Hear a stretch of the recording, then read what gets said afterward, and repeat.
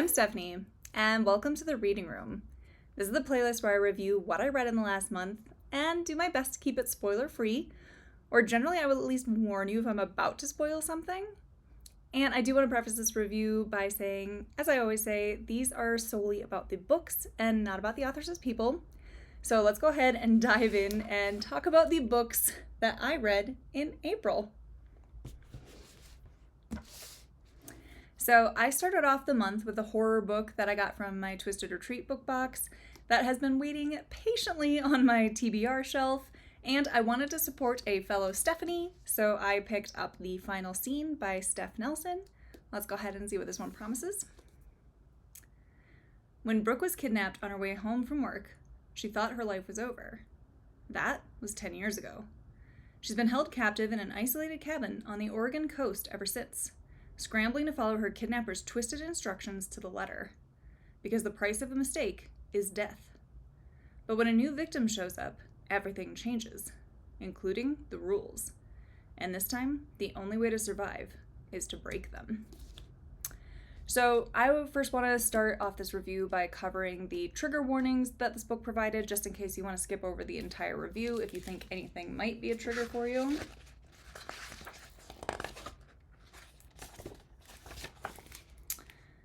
So this novel contains child loss, kidnapping, body shaming, manipulation, violence, coarse language, sexual situations, and non-explicit references to taking one's own life, drug addiction, and prostitution.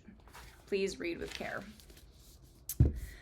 So I thought that this book was super fast. I mean, I think I read this in like a day. I think by April 2nd, I had already read 2 books because the first 2 reads I read were absolutely fantastic. This one definitely had a fast pace, those pages kept turning, and I really did enjoy the unique premise and the general, what the fuckery is going on in this book.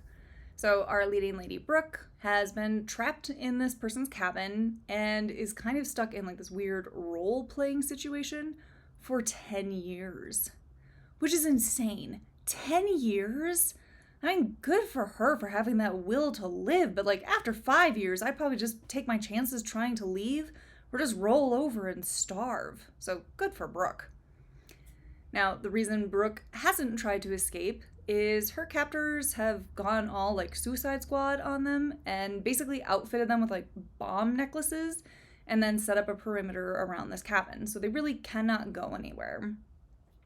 The hostages have to stay in this remote cabin and are constantly under surveillance from video cameras, and they have a role to play. Someone is always watching them and treats them like life-size Barbie dolls. Now, again, Brooke has been there for 10 years, so she has seen other cast members come and go, but it seems like something big is about to happen with their newest cast member. Things are feeling a little different. I feel like I can't say much more without spoiling too much of the book. So I will say that I did feel that the book started off really strong, but went steadily downhill until the ending. I really wanted to know why Brooke was taken and made to play this character. How did they pick her? Why did they pick her? I wanted to know how they were going to escape the cabin and grounds. But unfortunately, it felt like the book kind of started to focus on some subplots that just felt to me. There's a romance subplot that felt very forced in there, as I did not see the chemistry between the 2 lovers, nor do I think the situation that they're in really lends itself to be the ideal setting for a romance. It is a tense and horrible situation, but they're basically being told to just bang already and eliminate that unresolved sexual tension. I can't imagine laughing about UST and thinking about that when my life is being threatened constantly. And there is a spicy scene in this. Now, I will say it's not explicit, but there were also times that I kind of wish it was, because I didn't really know what they were doing to each other. I was more confused than turned on. I also have to say the dialogue in this leaves something to be desired, and some of the characters' choices and behaviors felt very unrealistic. It becomes very much a story of, because the plot says so.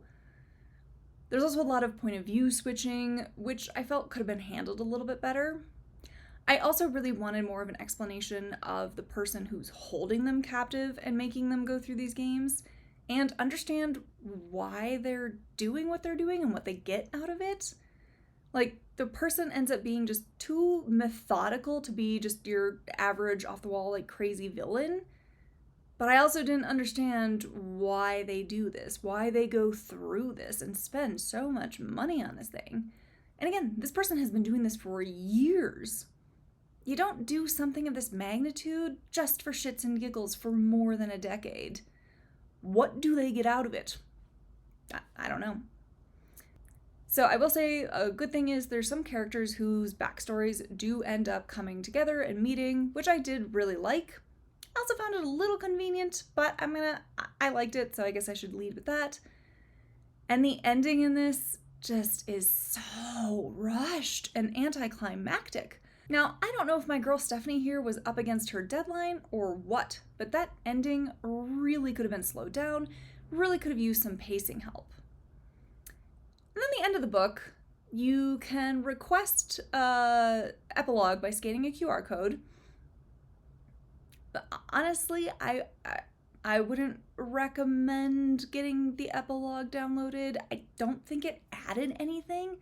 And it just really felt like it was cut out of the book for fun so that you could be added to her email list. It just felt very disconnected. It almost felt like it was a completely different story. And I also just didn't think the writing was that great, which I guess maybe that answers my question of why it was cut in the first place. But boo, I don't want this. And like, I get it. Nelson needs to market herself and get people added to her newsletter list. Though, since I signed up, I haven't gotten a newsletter. Like, I work in marketing. I know all the tricks. But I'm mad because that epilogue was not worth giving over my email address for. I'd rather have had the QR code and give me a preview of her next book or something. Now, I will say, in the end, I did give this 3 stars. It held my interest, and it moved right along, because again, I read this in a day. It was a very fast read, and had a very unique premise and interesting setup. I was very curious to see how this was all going to play out and end in the end. But this ended up being a very middle-of-the-road read for me. It's not terrible, but it's not amazing either. I didn't love it, but I don't hate it. It's fine. Again, unique premise, and has a great creepy factor. Ties things up for our main characters in the end. Like, honestly, if you're just looking for a very fast read that feels, I hate to say it, but like a low-budget horror movie, or let's say a Netflix show, this is it. Next up was a book that I got from another one of my book subscription services, this time from The Book Drop, which was My Darlings by Marie Still. Let's go ahead and see what this one promised. No one was supposed to know. I've always been so careful. My darlings, how did we get here? Evil lurks behind the perfectly manicured lawns, ornate iron gates, and long winding driveways of affluent D.C., but not for long. Stay-at-home mom Eloise Williams is PTO president and a respected local philanthropist who sits on the boards of many distinguished charities. In addition to being a doting wife and mother, she is also a serial killer. But Eloise isn't the only lady of society playing a part. As the hidden lives of Eloise's inner circle are exposed, the body count rises. When an old friend returns, Eloise desperately clings to remain in control. Money and power can only buy influence and safety for so long. Eventually, the curtains lift, exposing the chilling reality hiding in plain sight. So I do want to give another content warning before getting into this review that there is domestic violence and physical assault in this, and it is described on page. It's not just alluded to. There is also a child death and mentions of taking one's own life in this. I'm also going to say the killings are pretty graphic and lovingly described in Eloise's warped mind. And there is on-page cheating. If those are triggers for you, you should practice caution if you pick this up, or just do not read this book. Now, with the trigger warnings out of the way, I'm going to say that I'm a little worried because I absolutely loved this. I read this as well in a day, and I'm just going to say this will not be for everyone, as, again, Eloise is a full-blown psychopath. And I'm not saying that figuratively. Eloise has literal psychopathy. She feels absolutely no guilt, has no compassion, and is supremely egotistical. She cares only about herself and her own happiness. She knows that she is smarter and better than everyone around her and takes great joy in others' distress and anguish. She is cunning, manipulative, and just so despicable. But at the same time, she is so snarky and bitchy that I had a lot of fun being in her head. She just has so much disdain for others when she's out here hunting people. Like, she kind of reminded me of Joe Goldberg from You, but like the earlier seasons, if Joe just actually admitted that he was a psychopath. Like, you know, Joe is all like, he does it for you, and it's him acting out of his like deranged view of love and obsession. Eloise, she does what she does for herself and is completely honest about it. Like, it's You meets Desperate Housewives, and like throw some American Psycho in there too. So if those are your jam, you will probably enjoy this book. This is completely unhinged, and if you don't want to be in a serial killer's head, you're not going to like this book. If you're curious about her musings and disturbed takes, buckle up, because this book gets wild and it's so fascinating. It is outlandish, but in like the best, darkest way. I truly could not guess what was going to happen in this slasher story. Like, it goes off the rails, and I was ready for it. The tone works so well that I buy into the sometimes like over-the-top plots or character choices, because we aren't just following Eloise in this. We also follow her daughter, her Eloise's friends, Suzanne and Beatrix, and then there is an unnamed character who has their eye on Eloise and wants Eloise's darker side exposed. Now, there is a twist at the end that I guessed, but I still liked that it was confirmed and it wasn't like beating me over the head with it. Again, I could not put this down. I found this to be addictive, complex, and I could not wait to see how this spiraled out of Eloise's control.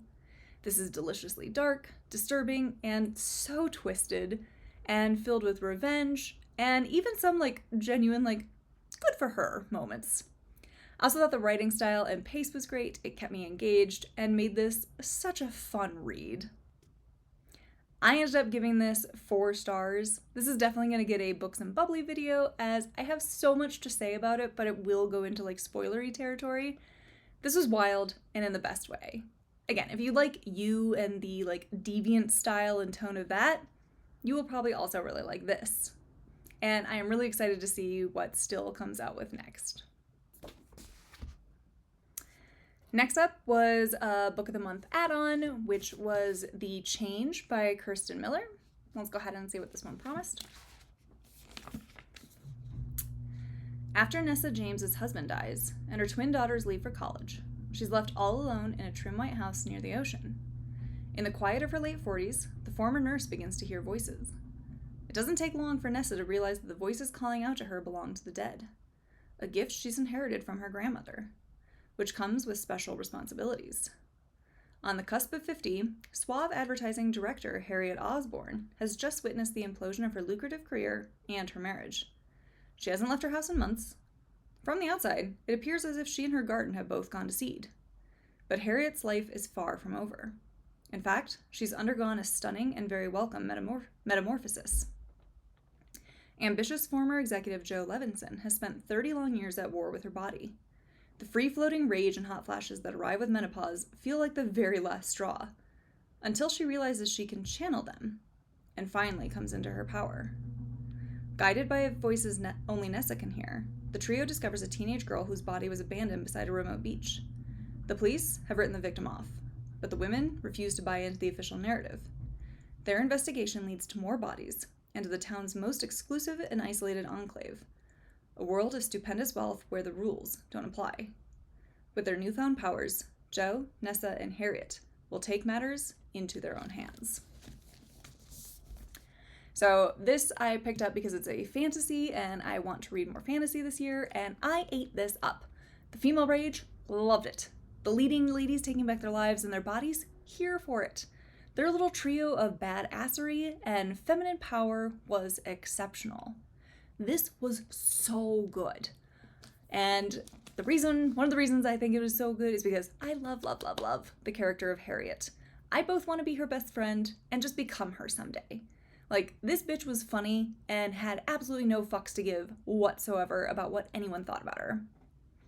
The character of Jo is also fantastic, and I really enjoyed the way that she learns to channel her power and how she uses it.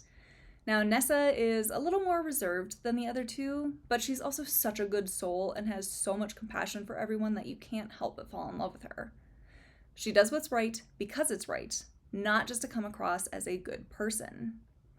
I really thought that the leads in this were fantastic, and each of them really coming into their own on their own terms. They know what it means to live a fulfilled life by their own standards. They know what it means to be a woman to them, and they don't judge the others for their expressions of femininity, which I really appreciated seeing on page. There's also a really good mystery here as we try to figure out who is killing these girls, and can these three bring these girls to justice? Or is it beyond justice now, and it's become vengeance that only the three of them can bestow?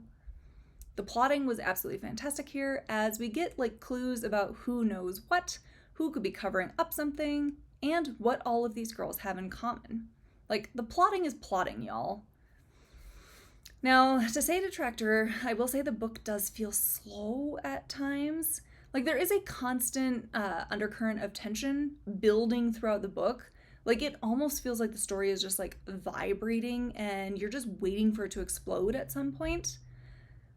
But it is a very slow build. I was not able to read this book in a day compared to my last two reads. Now, I still love my time with this, but I definitely wouldn't say it has a bingeable quality to it. It is labeled as a fantasy read with magical realism as well as a thriller, and it takes time for all of those pieces to develop. I mean, I think my copy is 470 pages. She's a big girl. Now, there's definitely suspense and mystery, but it for sure does not have the fast pace like many of my popcorn thrillers tend to have. It is tense, and there are some thrilling scenes, but it's not a roller coaster read of a thriller. I mean, again, 470 pages. This book requires your attention. It also requires your attention because there's a lot of people to keep track of, and given that we already have three main leads, there were times where a lead would reference someone, and it took me a hot minute to be okay, who is that? How do you know them? How are they connected to all of this? Or I would even have to flip back to earlier sections to refresh my memory. All that said, I ended up giving this 4.5 out of 5 stars. I thought this was so well plotted, had amazing characters, and really just made me feel. I also really found the writing moving. I've got quite a few tabs in there of sections that I just really enjoyed. Honestly, the only reason this isn't a 5-star read is because of how slow it does feel at times. And again, there's a lot of people that, while they do contribute to the plot, some characters felt a little redundant, and some I just straight up could not remember who they were by the end. I will also say that some of the men in this book feel a bit exaggerated and are verging on caricature status versus just being a character.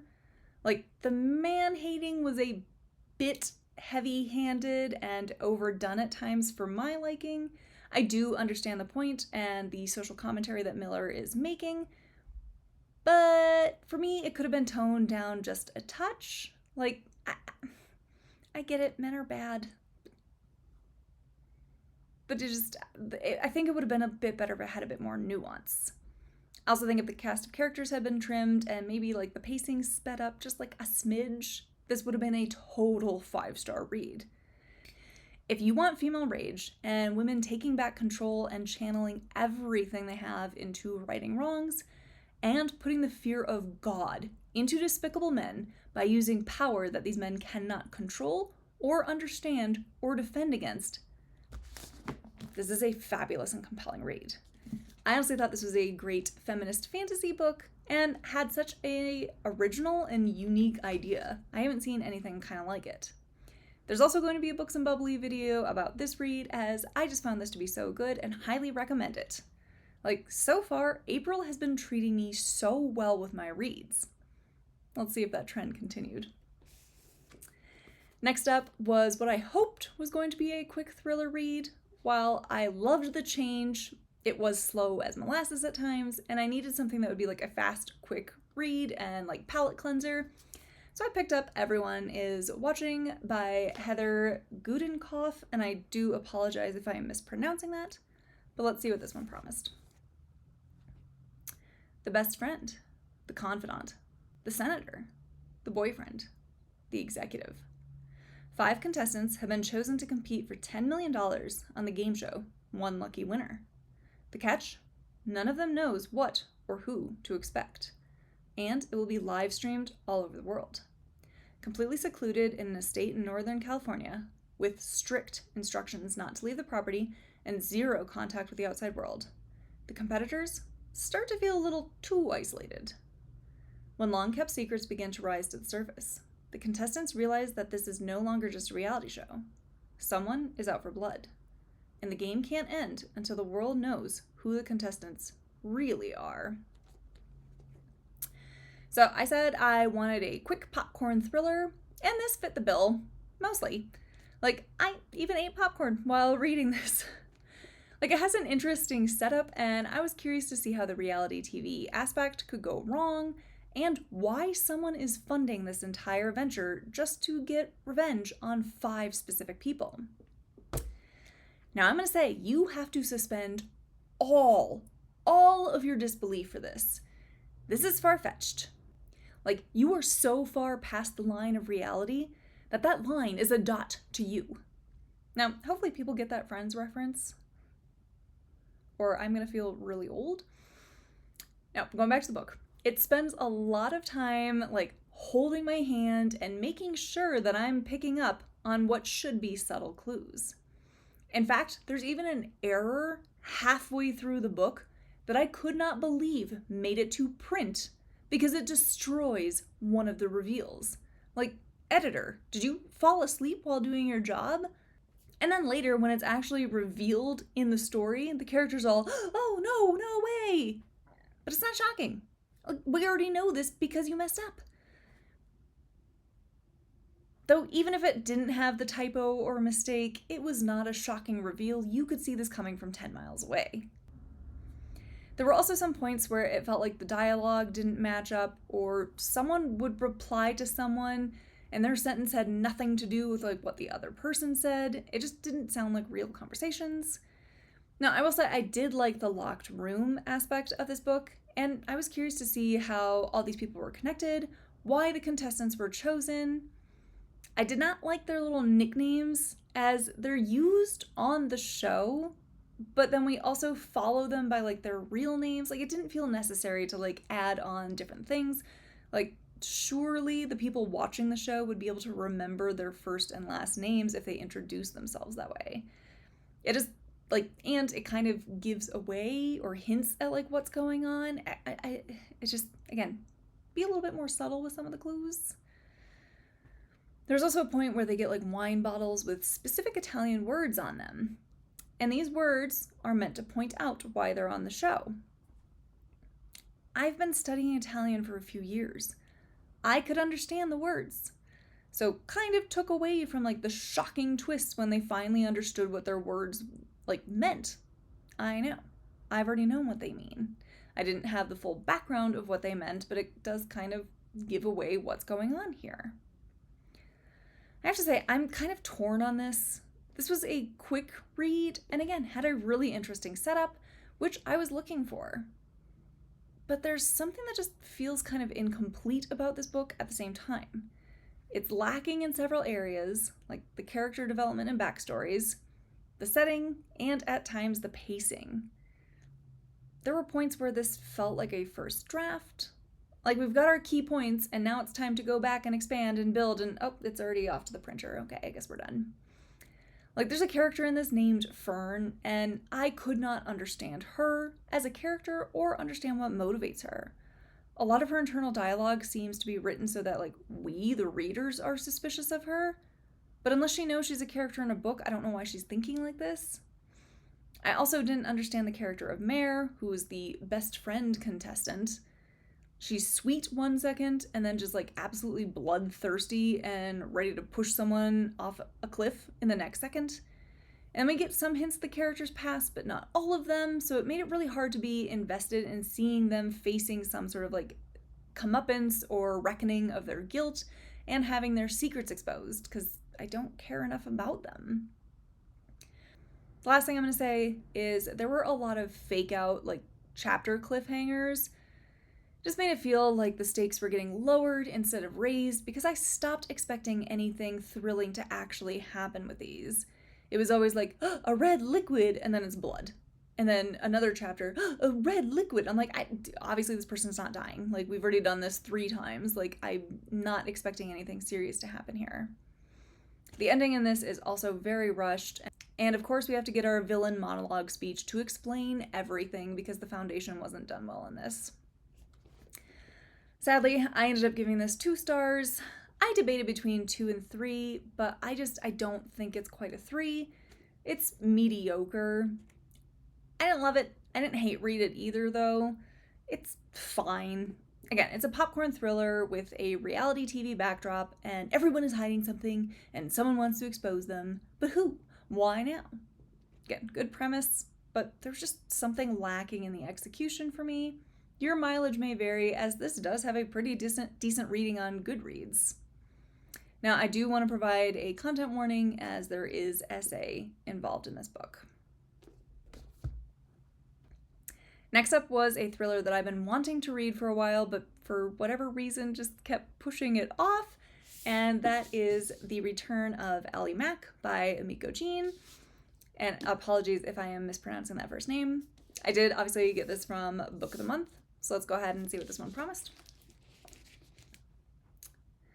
It's been 20 years since Detective Chelsea Calhoun's sister vanished. Ever since, Chelsea's been searching for signs, for closure, for other missing girls. But happy endings are rare in Chelsea's line of work. Then, a glimmer of hope. Local teenager Ellie Black, who disappeared without a trace 2 years earlier, has been found alive in the woods of Washington State. Only, something isn't right with Ellie. She won't say where she's been or who she's protecting. Now, it's up to Chelsea to find answers before it's too late, for herself and for the memory of her sister. But mostly for the next girl who could be taken, and who, unlike Ellie, might never return. This debut thriller from best-selling author Emiko is both a feminist tour de force about the embers of hope that burn in the aftermath of tragedy, and a twisty page-turner that will shock readers right up until the final page. So all in, I really liked this. I found it to be a good mix of thriller and mystery novel. We're trying to understand what happened to Ellie and where she's been and how she got home. But then when we see where she has been, that brings in some of the thriller aspects of this read. I found this to be really well paced. I did speed read through this. I think I got it done in like 2 days. I did appreciate a lot of the social commentary that this does. Now, kind of like The Change, this too does veer a bit close to the general take of like, all men are bad. But I did appreciate the acknowledgement that, it's our missing girls that are often forgotten, or their cases aren't given as much attention, especially if these women are not rich, or sadly, girls who look like me and have white skin and blonde hair. These girls tend to just kind of be forgotten. If the family isn't rich or white, it doesn't seem like the police are going to investigate as hard or as long, and I appreciate that the book actually had the guts to call that out. Now, I do want to provide another trigger warning here, as there is a lot of SA, abuse, psychological torture, and kidnapping talk in this, including kidnapping of young girls. We do also hear from the parents on what it's like to always wonder and be terrified that you could find out what happened to your children. Is it better not to know, or is it better to know and get closure, but also realizing there's nothing you can do to have changed what happened to your child? If any of those conversations would be tough for you to read about, you might want to skip this book. Now, I did find Ellie to be an interesting character, but I also didn't really like her, or at least like the her that we see before she gets abducted. We do have a timeline from before she's taken. Now, that is absolutely not a reason or justification for what happened to her. She was completely ripped from her life and told to be grateful about this new opportunity that she was given, which is absolutely disgusting. She had no choice or say in this matter. Her abductor is a vile, worthless piece of trash who deserved the Theon Greyjoy treatment, and I fully stand behind that. Now, the Ellie that we see, like, after she's released or gets away, like, she gets all of my sympathy.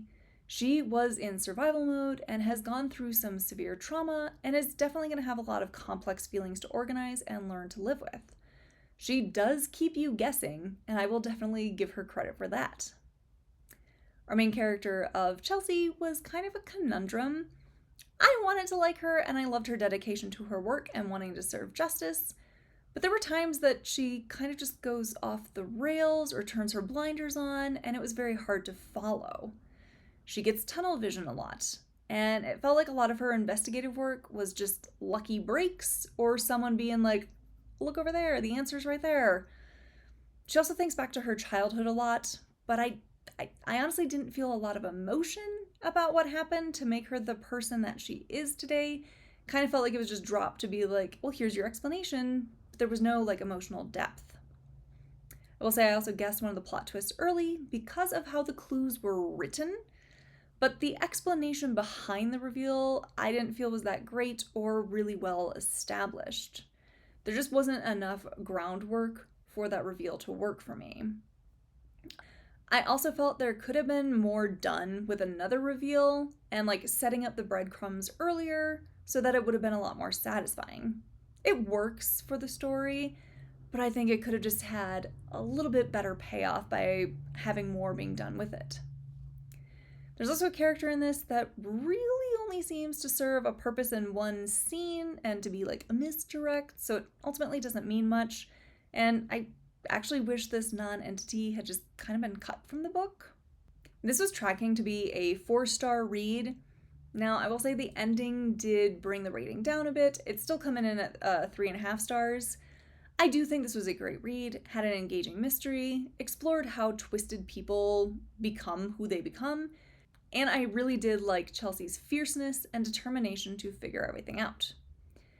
It's one of those reads that when I first finished it, I really liked it, but the more I sat with it, the more I started to question some things or find fault in like the plot or the logic or even the characters.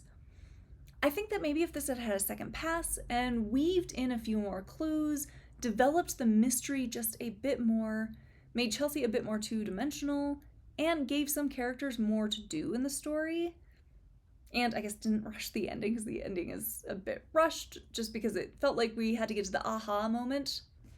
This would have been a solid 4-star read. I do still think that's a very interesting one. Again, 3.5 stars is nothing to shake a stick at, but I think it could have just done a little bit more. Next up was a book that I have seen hyped all over Bookstagram and was one of my Book of the Month picks, or maybe an add-on, it doesn't matter. It's Count My Lies by Sophie Stava. Apologies if I'm mispronouncing that, but let's go ahead and see what this one promised. Sloane Caraway is a liar. Harmless lies, mostly, to make her self-proclaimed sad little life a bit more interesting. So when Sloane sees a young girl in tears at a park one afternoon, she can't help herself. She tells the girl's very attractive dad she's a nurse and helps him pull a bee stinger from the child's foot. With this lie and chance encounter, Sloane becomes the nanny for the wealthy and privileged household of Jay and Violet Lockhart, the perfect New York couple with a brownstone, a daughter in private school, and summers on Block Island. But maybe Sloane isn't the only one lying, and all that's picture perfect harbors a much more dangerous truth. To say anything more is to spoil the most exciting, twisty, and bitingly smart suspense novel to come out in years. So this gave me like all the Gone Girl vibes. It has unreliable narrators, great pacing, and things are not exactly as they seem. I honestly feel I can't say too much in this review without hinting at things, and think that this is a book that you kind of want to go into pretty blind. Though I'm going to call it the book blurb.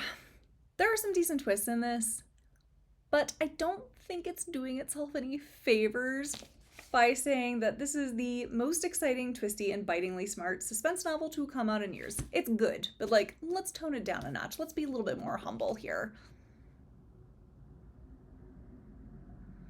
Because I did start to pick up on the direction the book was going, I still loved it. But again, humility. Let's practice a little bit of humility. I did love, though, that the book definitely keeps you guessing and turns things on its head, which I absolutely loved. I overall found this to be a really fun read. I did like how Sloane, our titular liar, admits it and is, funnily enough, very honest about her compulsive lying. She doesn't do it to be malicious, it kind of just happens. She cannot control herself or her need to lie, which makes her a very interesting character, as she's not a horrible person. She's not going out there to harm people, and in a way kind of just comes across as a very desperate and pathetic person. She just wants to be liked, and her way of being liked includes making up lies here and there to make herself more interesting.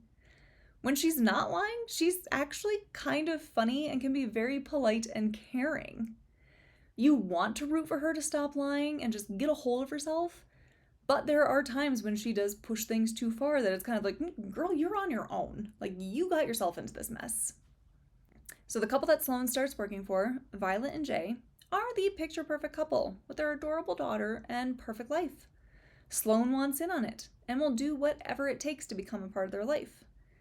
Is she a sad but ultimately harmless liar, or is she a master manipulator? I did appreciate that we do get a point of view from Violet, and she is hilarious. I loved her chapters and seeing her relationships with Jay and Sloane. She's such a bitch at times, but she is a funny bitch. I absolutely love her. Like, I blew through this and also read this in a day and a half. I found this to be as compulsive as Sloane's lies. This was so easy to just keep reading and thinking to myself, okay, just one more chapter. Okay, well now, just one more chapter. Like, this was so fun. It's twisty, as you're not really sure who to trust and how many lies to keep track of. Honestly, my biggest detractor is the sheer volume of Taylor Swift references. We get it. You're a Swiftie. I also do think the ending feels a bit rushed. It's a bit far-fetched and a bit convenient and tied up quite nicely. But I still really enjoyed my time with this. Like, the tone and entertainment value really allowed me the suspension of disbelief that is needed to enjoy this. Again, it's kind of like my darlings. Like, the tone matches how much I need to let go of reality, whereas some of the other reads I've read this month were a lot more serious, so it kind of, it takes more for me to actually buy into some of the premises. Like, again, if you want Gone Girl vibes, you love unreliable narrators, and want some fantastic twists, this was great, and I highly recommend it. Stava knows exactly what she's doing when she's writing and leans into it. Because again, it feels like she knows it's a bit outlandish, but she also knows she wants it to be outlandish and is unapologetic about it, which makes for a very fun, entertaining read. I gave this 4 out of 5 stars, and I'm so excited to see with what she comes out with next. So next up, I decided to keep up with the lies and truth theme and picked up The Truth Hurts by Rebecca Reid. Let's see what this one promised. A young woman dives into the love of a lifetime. She and her fabulous new husband agree they'll observe only one rule. They won't talk about the past. Ever. Is he hiding something?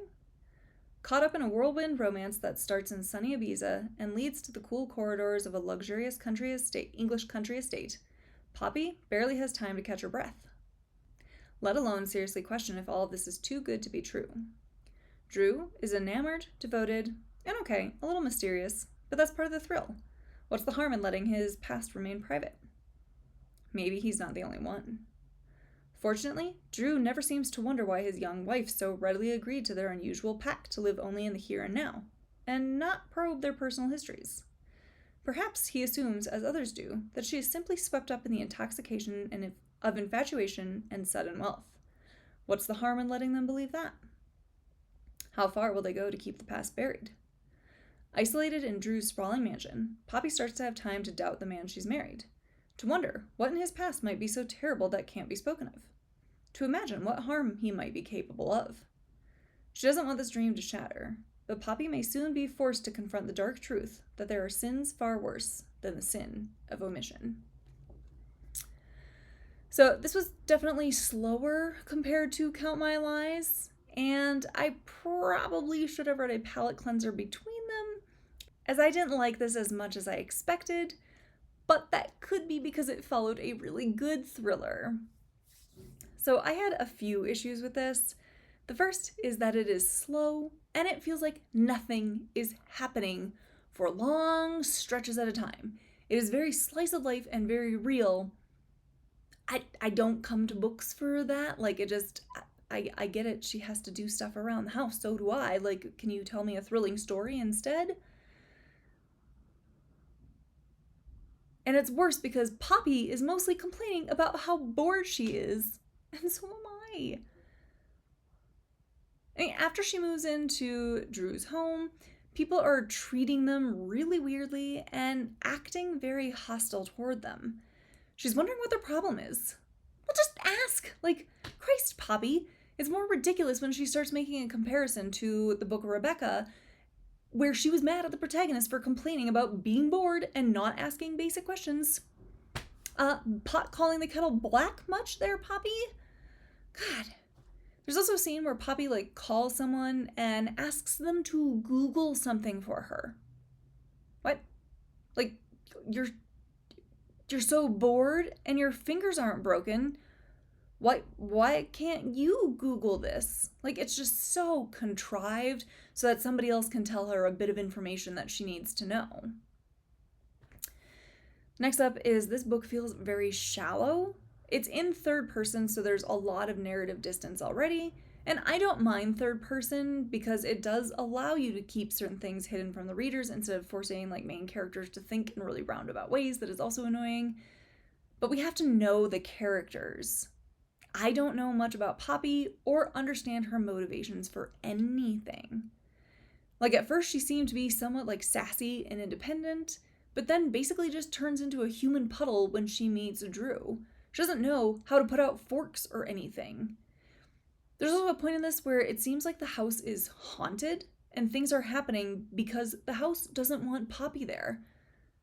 But then that whole element just like fades off into the background when it's no longer useful, and it is never explained. It's just left to be meaningless drama and bouts of suspense. It's meant to feel gothic and reminiscent of Rebecca, and I guess Bluebeard in a way, but it's ultimately pointless, so The truth does hurt, and truthfully, this book is not good.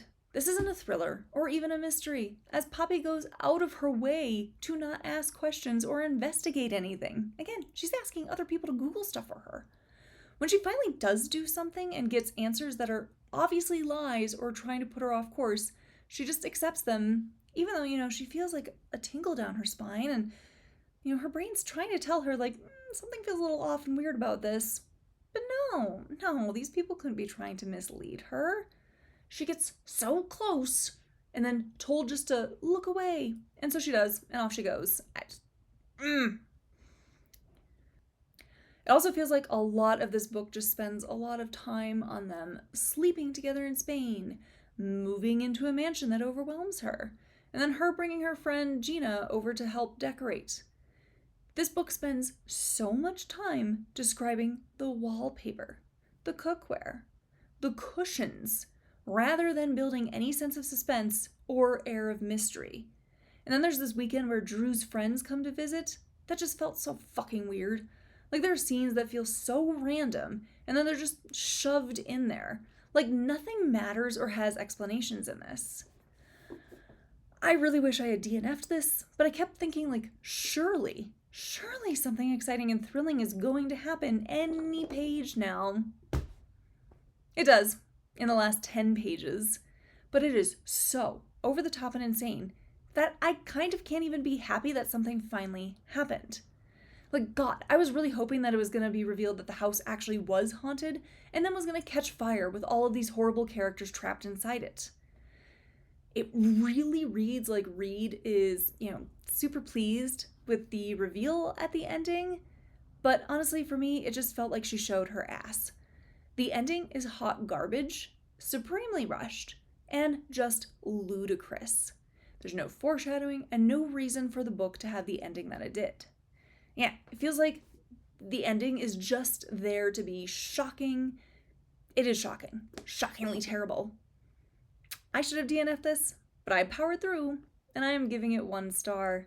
I cannot recommend this This was so underwhelming, and underwhelming for no reason.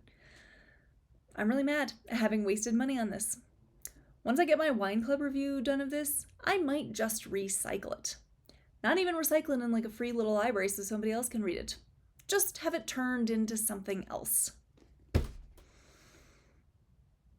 Oh, I do want to mention that there is, for a trigger warning, there is a mention of someone taking their own life in this book, and it is described, so treat that with caution.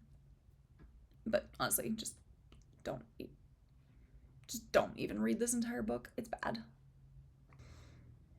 Okay, so the last book that I read in April was a fantasy. As I said earlier when I talked about The Change, I've been trying to read more fantasy this year. I did really enjoy The Change. I ended up loving Heartless Hunter that I read in March, and wanted to get through some of my Twisted Retreat backlog, like I did with reading The Final Scene, and so I picked up A Lust for Blood by Casey Smith. Let's go ahead and see what this promises. When Oriana awakens in a field of blood and bodies, she's devastated to realize the patchwork of death was caused by her own hand. A curse lingers in the air, and there's only one option to save herself from further bloodshed. Oriana uses her magic to create an enchanted forest, imprisoning the monster responsible for the massacre, herself. Garen has built a career around slaying demons. When he learns of a centuries-old creature locked away in the strange phantom wood, the opportunity is too great. He will stop at nothing to destroy the demon filth that lurks in those shadows, if only to satisfy his own haunting memories. Oriana soon finds herself caught in a cat-and-mouse game, fighting to keep her identity secret. As the two grow closer, secrets unravel, but could they each be the answer the other has been searching for? So this was a pretty interesting take on Dr. Jekyll and Mr. Hyde, but with a woman battling her inner demons. Quite literally in this case, and her choosing to lock herself away to keep others safe. Now, someone is hunting her. Cool, let's go. This is a great setup. I was so excited to read this. I did really love the complexity. Unfortunately, this was not my favorite read. Now, I will say I did really love the complexity of Oriana and how badly she wants to be good. But I started hating her as soon as she meets the hero. Like, my God, she is 700 years old, but acts like she's 13 and blushing when she sees him shirtless and falls in love with him after having 3 conversations with him. And some of those conversations, she is just being a petulant little bitch to him. What? No, that's not how this works. Like, why are they in love? I don't fucking know. But then it gets worse because this book is repetitive. And repetitive at a line level. Now, I could be sensitive to this as it has been pointed out that I do this in my own writing, and so I have learned to self-edit and make sure that I'm not just saying the same thing, but like using different words or in a different way. And I appreciate now that others have given me constructive criticism around it, because it's annoying.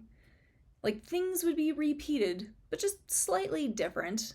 Like, we'll have a character state something, and then a page later restate it, and then 3 pages later, they'll talk about it again, but using it the exact same words. Like, I get it, we can move on from this plot point. I probably would be a lot more forgiving if this was an arc or a free first draft, but things should have been edited and cut or combined. And truly, this should not be a first draft. I paid money for this. I mean, I do think the idea is there, but my God, does the execution of the story need some work. I seriously contemplated DNFing at 175 pages in. My DNF threshold has become 100 pages. I was trying to give it more, and plus this is a pretty short book. I think it comes in at just around 300 pages, so I persevered.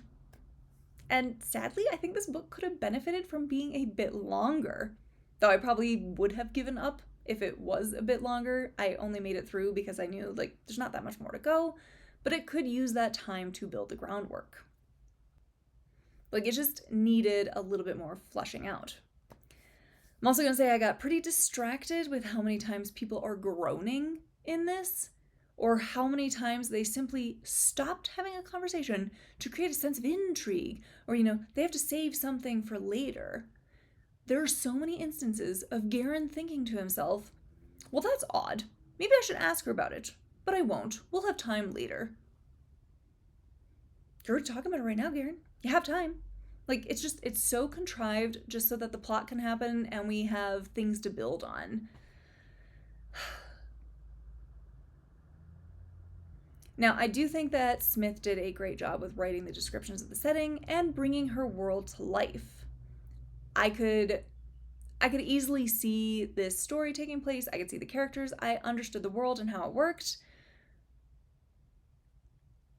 But it also felt very info dumpy with like building this, and especially the lore.